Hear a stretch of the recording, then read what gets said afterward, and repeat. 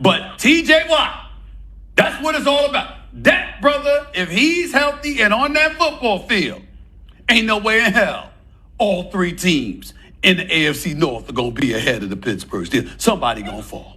Somebody. So there's been this debate, and a lot of big media think that the Steelers are going to finish last because, you know, Deshaun Watson and the Browns, they got their little hype, even though they're definitely finishing last. I mean, it's the Cleveland Browns. It's Cleveland. It's Cleveland, Ohio. Nothing good comes from that place, even if they have good players. And then the Baltimore Ravens, you know, they got a solid team. The Bengals, Joe Burrow, you can never say that they're going to be a bad team with Joe Burrow, but I think it should just be a unanimous decision that the Browns are definitely losing. And if you had to put money, or the betting odds should be that the Browns are going to lose, because one, the Steelers have finished like second or third with a lot less talent. There's been worse Pittsburgh Steelers teams that have not finished last. Mike Tomlin is not allowing a team of this caliber to finish last in their division. Do you see Kenny Pickett in training camp? He is throwing absolute dimes after dimes. You know what their defense is. Their defense is the best in that division. So let's just say this. Kenny Pickett takes a huge year two jump, and then you got one of the best tight end rooms in the NFL with Darnell Washington, Pat Freiermuth, and Zach Gentry. And then you got one of the better running back rooms in the NFL with Jaylen Warren and Najee Harris. And then you got one of the better O-line groups in the NFL led by Isaac Seumalo, Mason Cole, James Daniels.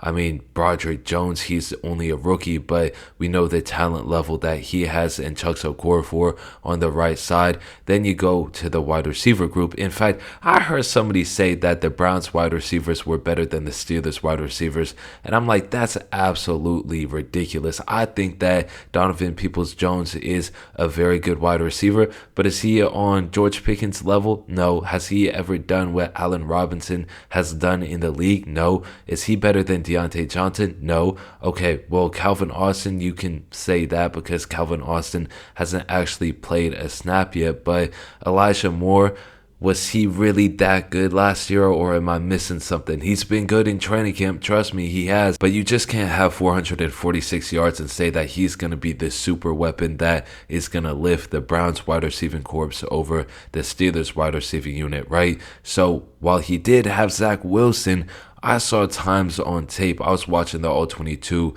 when it was like week 3, week 4, and it's like maybe it's an effort issue, but he didn't create the separation that Elijah Moore was originally known for. So we'll see how he does with Deshaun Watson. But overall, I think the Steelers unit is better, and I think that it's unanimous in my opinion. I don't see the debate there. So overall, you got a great offense, and Kenny, if he can deliver, which it's seeming like he's about to have a monster season with how he came into camp, 13 pounds of muscle added. And I already said this, but you guys seen the clips of Kenny Pickett throwing perfect passes on Twitter, and realistically, the Steelers are a top 10 team if Kenny Pickett can continue on his success last year, at the end of last year, where he was basically just ignoring Matt Canada and leading game-winning drives.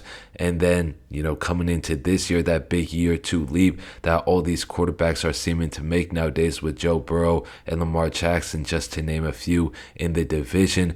It's going to be a fun competition, though. I think the Ravens will be a very solid team, like a team that you know will make the playoffs, but you just can't guarantee they'll do anything with it. The Browns will probably have high highs but low lows, knowing them consistency really isn't their thing. And then the Bengals, to me, as a Steelers fan, they're the biggest fish. Whenever you have Joe Burrow, that dude is just cold. So you always got to put them at number one, in my opinion, when they're coming off the season that they just had after, you know, going to the Super Bowl. They do that. Joe Burrow is that dude, but don't be surprised if the Steelers win this division. They're damn well not finishing last, though. But let me know what y'all think about the AFC North. Give me your division ranking predictions. Hopefully y'all enjoyed this video, though, and that is it for me on this one. Peace.